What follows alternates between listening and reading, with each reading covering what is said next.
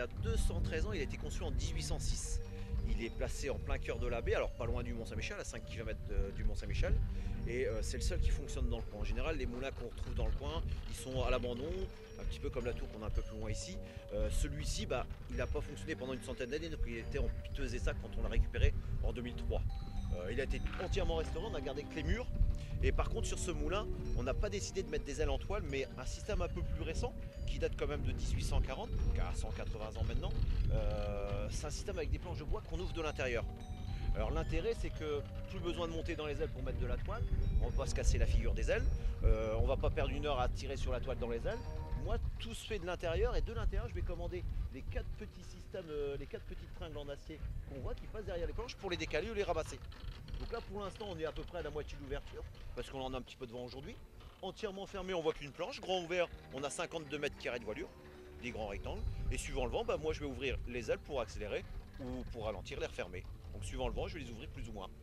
Alors, c'est des ailes en bois, du mélèze, un bois assez léger, mais là on n'a pas loin de 3 tonnes à faire bouger. Donc si on n'a pas de vent, on a un petit moteur quand même de soutien. Dès qu'on a un petit peu de vent, de 20 jusqu'à 100 km/h de vent, là je vais fonctionner avec le vent, mais au-delà, j'arrête, c'est trop dangereux. Alors, les ailes c'est du mélèze, mais c'est un moulin à vent, il faut mettre nos ailes face au vent. Aujourd'hui, le vent il vient du nord-ouest, donc elles sont placées face au nord-ouest. Si demain le vent vient du sud, on va faire pivoter le toit, parce que le toit est juste posé sur les murs. Et là, dans ces cas-là, je vais de l'autre côté du moulin, et il y a un grand bras de levier, une grande perche qui descend du toit et qui va jusque presque par terre. Et en poussant dessus, c'est toute la charpente qui va pivoter. Et des fois, on peut mettre les ailes sur la gauche, sur la droite, comme on veut, suivant le vent. C'est le vent qui commande. Voilà. Donc là, il y a 12 tonnes à déplacer, et ça se fait à la main, parce que je suis costaud.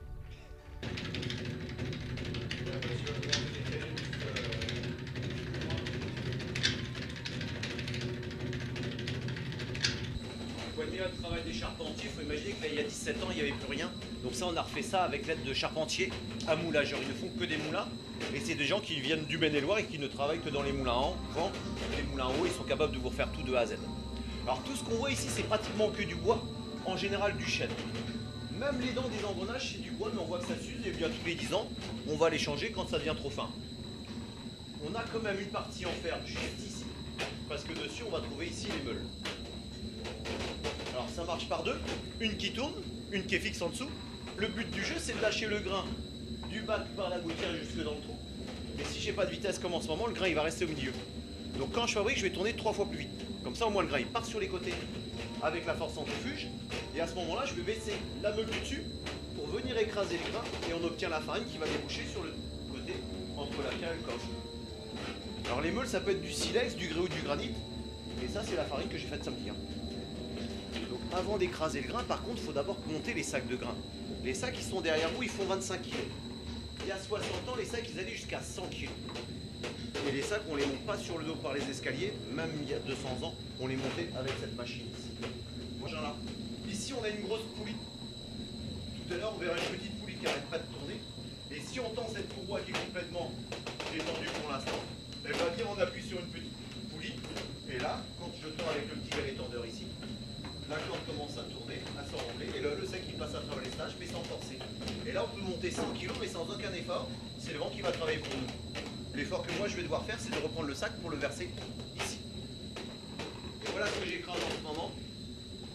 C'est du blé noir, c'est le sarrasin. C'est ce qui nous sert pour faire des galettes. Alors 100 kg, je les passe en 1 heure. Et sur 100 kg, je ne vais retirer que maximum 60 kg de farine. Parce que la graine est toute petite, mais en plus, il y a une grosse enveloppe tout autour. Avec du blé, c'est 75% de farine qu'on va pouvoir retirer.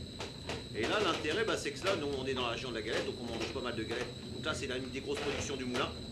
Et celui-ci vient de Bretagne, on travaille que des produits au niveau local. Donc là, ça vient de la région de Saint-Brieuc. Alors, ce grain-là, il s'écoule par une gouttière et ça tombe dans le trou au milieu. Voilà. Alors, pour fabriquer, par contre, il nous faut de la vitesse, et pour avoir de la vitesse, il faut qu'on ouvre les ailes. Et bien, on le fait de l'intérieur avec ces deux volants ici. Un volant pour fermer les ailes, un volant pour les ouvrir. Dès que je bloque un des deux volants, mes planches vont se décaler ou se ramasser un petit peu comme un éventail.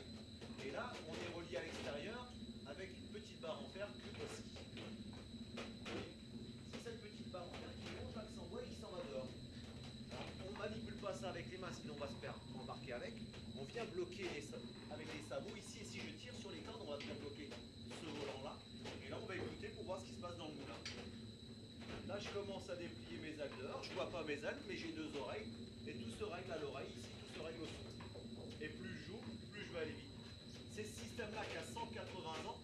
Avant, on mettait des toiles, mais il fallait monter dans les 4L à chaque fois. Ici, tout se fait de l'intérieur. Et je suis sûr de ne pas me tromper. Entre mon frein et mon accélérateur, j'ai deux cordes différentes. Même dans le noir, je vais savoir où est le frein. Et tout doucement, mais sûrement, mon moulin il commence à faire plus de bruit parce que là, on a offert plus, donc plus de prise de vent. Et là, il accélère. Et si je tourne mon volant, cet axe-là descend. Et c'est la meule du dessus qui vient écraser le grain si elle ne bouge jamais. Une fois qu'on écrase le grain, tout est mélangé, la farine plus la peau. Ça va tomber à l'intérieur de ce tamis et c'est là que je vais sélectionner ma fine farine ici avec un tamis très fin. Mais comme il est légèrement incliné, les plus gros morceaux descendent vers la droite. Et ici on se retrouve avec un tamis un peu plus grossier. On va sélectionner la grosse farine et les petits morceaux de son. Ça c'est mes farines complètes, plus pour des pains complets. Sauf que si on met trop de son, c'est pas bon. Donc tout au bout, il n'y a plus qu'un tuyau ici. Et c'est vraiment les déchets qui descendent là, c'est la peau du grain. Mais c'est aussi avec ça que je vais savoir si j'ai bien réglé les meules. Quand je tourne mon petit volant rouge, je vois rien de ce que je fais. Je regarde dedans et s'il reste du blanc, c'est de la farine. Je vais resserrer les deux meules. La farine doit tomber là. Ici, c'est mes déchets. Par contre, s'il n'y a plus de blanc, on arrête, sinon les meules vont se toucher. Et l'usure, c'est du sable, pas très bon dans les gâteaux.